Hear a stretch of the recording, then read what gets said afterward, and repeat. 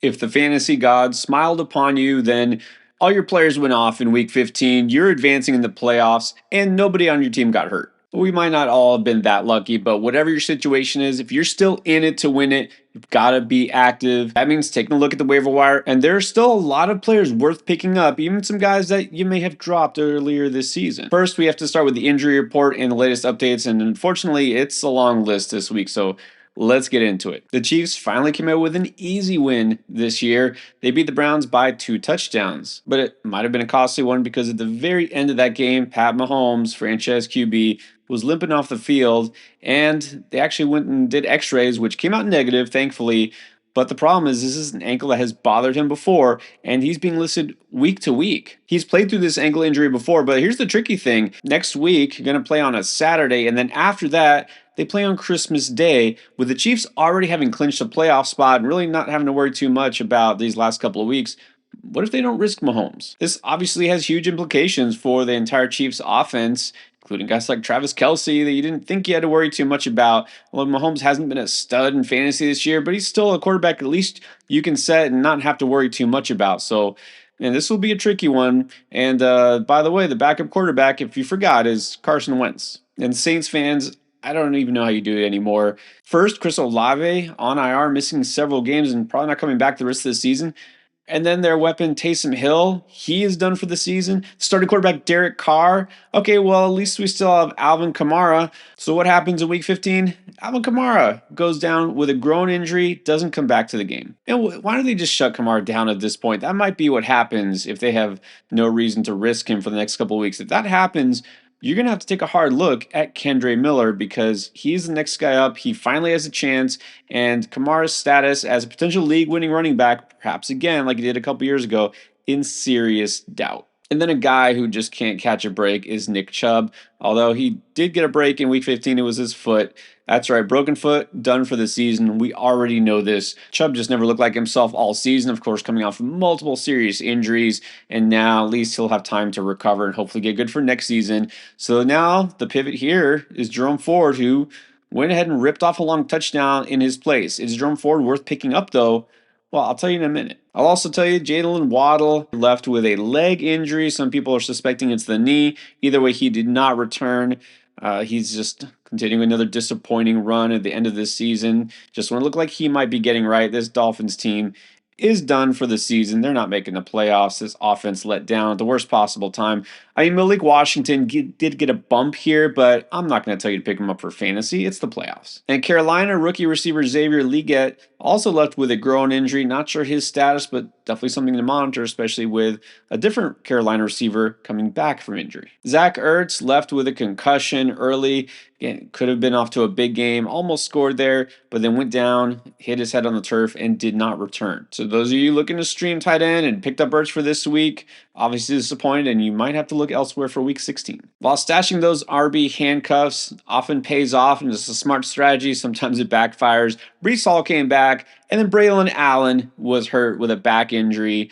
Braylon Allen probably not going to have any fancy value the rest of this season. Jaleel McLaughlin, who was the leading rusher until he got hurt, it's a quad injury. His status for next week might be in doubt. And the revolving door at quarterback for the Giants continues because Tommy DeVito also left with a concussion and was ruled out. So Tim Boyle, that's right, Tim Boyle, he's with the Giants now.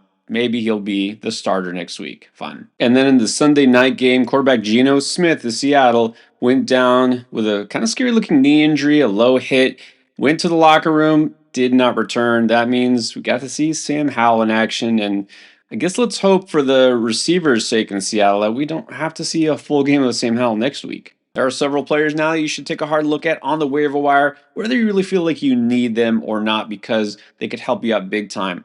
Tell you what, first though, this could help you out big time. How about a free pick on Underdog? You take Kirk Cousins going higher than 0.5 total yards, you win. It's a free pick, and you get this if you sign up for the very first time on Underdog as a new customer. New customers also get up to $1,000 of bonus cash upon your first deposit as long as you use code ENDGAME at checkout. We always hate to see injuries, but as you know in sports, with injury comes opportunity. So let's go to Cleveland. Nick Chubb is done for the year, so Jerome Ford inherits that RB1 role, and we saw immediately he took advantage.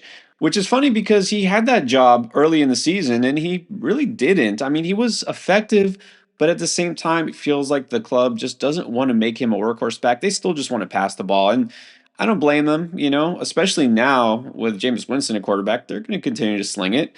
Although maybe they shouldn't sling it quite as much. You saw what Jameis Winston did this past week. Look, Jerome Ford, though, is going to be the guy, no question asked. Deontay Foreman is still there. He's been a healthy scratch. That tells you how great they feel about him. And look, again, Ford ripped off that long touchdown, a 62-yarder, immediately after Chubb went out. He's a very effective receiver out of the backfield, and he's been a good runner. Even before this long touchdown run in Week 15, he was averaging 4.6 yards per carry on the year. So it's not that he was bad. It's just, of course, Chubb was going to get his job back when he was healthy enough.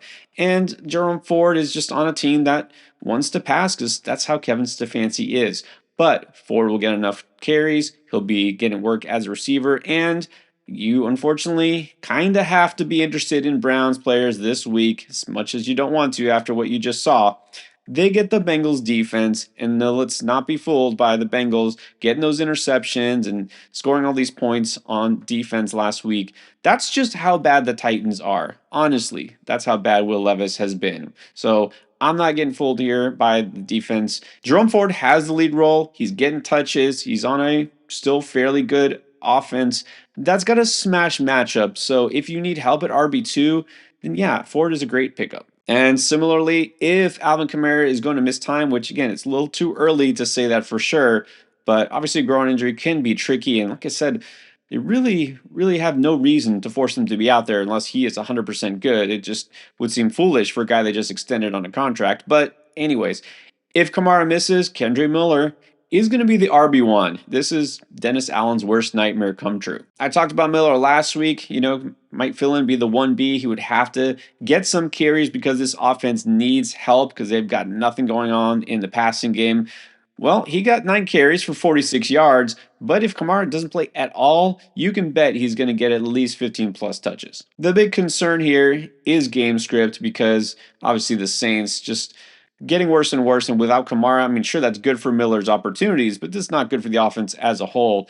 And Jake Haener was so bad that he got benched basically after a half. They had seen enough. Spencer Rattler, I mean, sure, he was slightly less worse, but we've seen this show before. So going against the Packers next week, it's not a great run defense per se, but the game script, it could get ugly. This Packers team is good, and so if the Saints are down multiple touchdowns, then they might not be able to establish the run as much, but still, opportunity is going to be king here for all running backs. And I'll say it again, playing defense on the waiver wire is always a smart strategy. If you're going up against somebody potentially next week in your fantasy playoffs who has Alvin Kamara and is going to have to look for his replacement, you try to get Miller before he can. And one more running back before we get to the other positions, not really because of injury, but Tyjae Spears stepped up. Now, Tony Pollard was questionable going into Week 15. He played, he left briefly, and then came back. But it was not because Pollard was out or missing. He was still there, and he did okay. But Tyjae Spears all of a sudden emerged as a viable option in this offense. In fact, if you weren't paying close attention to the box scores and the fantasy points totals other than your team, you may not realize, true stat, Tyjae Spears had more fantasy points than Derrick Henry, Joe Mixon, and Chuba Hubbard combined. And despite only rushing for 5 yards, he did get that one crowd surfing touchdown early in the game. Okay, fine. 1 yard plunge from the goal line. That's not a big deal. But as a receiver, 6 catches, 87 yards, and another touchdown. Now, I realize if you rewind to a minute earlier, I just said this Titans offense is horrible. But guess what? I also said that the Bengals defense is horrible as well, and these are the teams that matched up. So sure, the Bengals, you could say, well, it was just the matchup. I mean, this Bengals defense doesn't know how to tackle, and if you watched any of that game, then you would know that. At the same time, Spears is a guy who just has needed to stay healthy. That's been the main thing there. He hasn't been able to stay on the field. It doesn't seem like Pollard's 100% because even though he's been playing through injury probably for a while now because he's constantly been on the injury report. He's out there, but it doesn't seem like he's really good to go. And then Spears looks like he finally is. Now, this team, we don't know if it's going to be Mason Rudolph again next week, Will Levis, but they've made it clear that Tyjae Spears is an option in the passing game here. And the Titans do have a pretty nice matchup next week against the Colts defense. Just give up 31 points, 3 receiving touchdowns to the Denver Broncos. At receiver, let's go for another repeat customer. Last week, talked up Jalen McMillan, not just because of his 2 touchdowns, but because of his target share. And a funny thing happened this week. It kind of repeated itself as well. In the first half, it wasn't Mike Evans going off. It was Jalen McMillan just in the first half alone. 5 catches on 6 targets for 75 yards and a touchdown. Now, that got overshadowed by the second half where Baker Mayfield kind of realized, oh, yeah, that guy's over there, Mike Evans. Let's throw to him. And then he went insane. So in the second half, McMillan did nothing. But again, they're looking his way. Another big play, another pretty healthy target share for a guy who's clearly established himself as the number 2 target for Baker Mayfield. Again, this was not an easy matchup. The Chargers defense really just got run over by the Bucs, which again, this I think says more about the Bucs offense than it does the Chargers defense. Could we get a third straight good game from McMillan? Why not? It's the Dallas Cowboys, who I know they pretty much shut down the Carolina Panthers and Bryce Young this week, but come on, we're talking about Baker Mayfield and the Bucs. It's a little bit different. Look, Dallas defense hasn't been good lately, and over the last 8 weeks, they've been the 5th worst in terms of fantasy points per game allowed to wide receivers specifically. And we know Trevon Diggs is done for the season, so although the Cowboys did kind of have a nice bounce back game, it's kind of a pride game for them being underdogs against the Panthers. I'm not really buying into this. I'd rather buy into the Bucs offense. Jalen McMillan has emerged here. The big playability, that touchdown upside, that's what you're looking for. Now, speaking of that Panthers-Cowboys game, you know who did go off against the Cowboys? Is Jalen Coker. That's right. Cokeheads unite. Jalen Coker is back, and he had himself a nice long touchdown just when nobody started him. 4 catches, 110 yards, and a TD all told. Now, Adam Thielen was supposed to be the guy who feasted here, but Jalen Coker did impact Thielen's target share to some extent, though Thielen did lead the team with 7 targets. Coker was right behind him with 6. And interestingly enough, Jalen Coker was on the field for more snaps than Adam Thielen. 1 more snap, but it's still more. And I already told you, Lee Gett, the rookie there, is hurt. If he's not good to go, well, that means we're going to see a whole lot of Coker as well again next week. And David Moore will probably reemerge, but Coker clearly has the big playability, the athleticism. That's what we're looking for here, that upside. Look, most of his yards came on that 83-yard bomb, but that's what he can do. Thielen is more dependent on the target share, and Thielen will still be a very strong flex option next week, no doubt, but now Coker is too. He's averaging 17.7 yards per catch on the season, and Coker, again, now that he's healthy and good to go, this offense, despite taking a step back this week, still has some promise. All right, it's time to talk QB. Those of you who stream, those of you who are still looking for the best possible matchup, or maybe you just need to replace Mahomes possibly this week, whatever the case is. Here we go. We're going to go back to Cleveland, Jameis Winston and the Browns, and yes, I'm telling you, you can pick them up. This is your reminder that in the NFL, things change every week. We can't look back, we need to look forward. And I'm looking ahead to Jameis Winston facing the Cincinnati Bengals. And outlier games happen. I think that's exactly what this Bengals-Titans game was. This is more about the Titans offense, or Will Levis specifically, let's just call him out. They're being that bad. Look, before this game, for the previous 8 weeks, Cincinnati had given up the most fantasy points to quarterbacks. They had given up 14 touchdowns and only 1 interception. So the 3 picks they got in week 15, yeah, that's an outlier. And Winston himself, 3 interceptions with no touchdowns in week 15. This was against a very tough Kansas City defense who had been faltering a little bit, but they're still pretty good. And yeah, Winston has been off. Let's also remember that David Njoku was out. Cedric Tillman is still out. If he gets those guys back next week going against this Bengals defense, I think this is going to be a big bounce back game for him. And even in this game where the Bengals did make the Titans look pretty bad, in the first quarter, it wasn't the case. They allowed 2 early touchdowns. Remember, they were losing that game. They still allowed 27 points to this Titans offense. So I can't really say that the Bengals were good defensively. I acknowledge this is a huge risk to trust Winston, especially with your fantasy fate. But if you look at all the other quarterbacks out there as streaming options, I guarantee you won't find one with more upside. And speaking of upside, if you're in a Superflex or 2 QB league, or just a really deep competitive league where people hoard backup QBs and you need to replace Mahomes, or you're just looking for a shot in the dark, here we go. Aidan O'Connell. Yep, Aidan O'Connell, who didn't play in week 15, Aidan O'Connell, who looked pretty bad in week 14, but the same Aidan O'Connell who looked really good throwing for 340 yards against the Chiefs a couple of weeks ago. He's got Jacoby Myers, he's got Brock Bowers. Basically, a situation where he's got nothing to lose because the Raiders have already pretty much locked up a top 5 draft pick. Now, I anticipate that he'll play next week because it's just a bone bruise. I mean, it was a pretty severe bone bruise, which caused him to miss. But I think he'll be back in time to face the Jacksonville Jaguars. And again, this kind of goes back to the same thing to pick on the Titans again. Jacksonville Jaguars looked like their usual defensive selves this past week against the Jets, allowing huge yardage to Devontae Adams and Aaron Rodgers, making them look like a decent quarterback. This after the previous week where they held the Titans to only 6 points. If the Jets can score 32 points and Aaron Rodgers can go for almost 300 yards and 3 touchdowns against Jacksonville, I'm betting that Aidan O'Connell can at least come close to that. But as bad as the Jags have looked, there's actually still a player on that offense, believe it or not, that you should be very interested in if you need a tight end. It's Brenton Strange. We've talked Strange before several weeks ago when Engram missed, and well, now Evan Engram is on IR. His season is done, so we knew Strange would be the starting tight end, but we also knew this was a tough matchup against the Jets, and we know that Mac Jones is the quarterback there.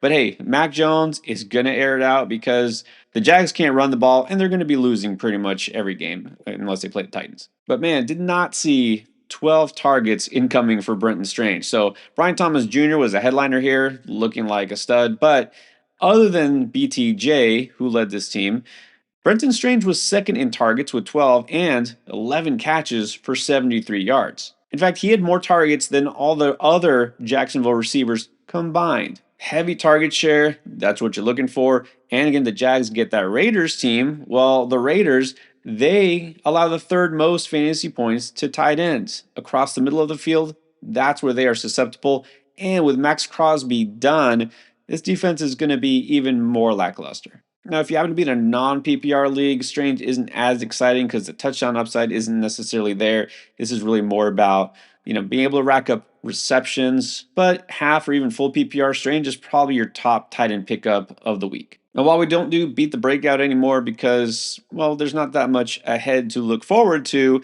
as far as stashing guys, there's one player you might consider stashing, Hollywood Brown. We weren't sure if Hollywood Brown would even play at all this season. Well, it sounds like he's marking week 16 as his return. But this just got a little trickier because even if you thought, oh, maybe he'll be out there enough, maybe lost some value, now maybe Pat Mahomes isn't the quarterback for the Chiefs this week. I wouldn't even consider flexing or starting Brown anyways in his first game back. I mean, we've seen how they've slowed play guys like, Isaiah Pacheco coming off of IR. DeAndre Hopkins just after being traded, so I don't expect much out of Brown. If you're in a really cutthroat competitive league and you don't have a lot out there on waivers, or if you're just looking for some upside guy who could help you maybe in week 17 or 18 if you go that deep, I think this is worth a stash. But there are some players that are just not worth holding on to anymore. No more excuses. It's almost week 16. Here's the cut list. You know who's first up here. It's time to do it. That's right. Goodbye, Debo. The squeaky wheel narrative, it worked for A.J. Brown. Guess who it didn't work for? Debo Samuel.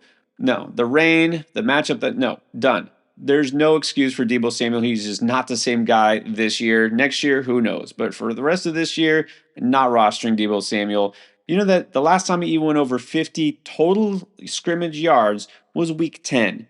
The last time he scored a touchdown was week 5. You put his stat line under any other name based on where you drafted him, what he's done in the past, and all that. If you just look at the stats, you think there's no reason to roster him. And so guess what? Debo Samuel, maybe you were great for fantasy last year, the year before, not anymore. And I've already said a couple of weeks ago, you don't need to hold Tank Dell. Well, let me say it again. You don't need to hold Tank Dell because whatever you expected from him coming off of the bye, yeah, it was just as bad as it was beforehand. 2 targets in this game.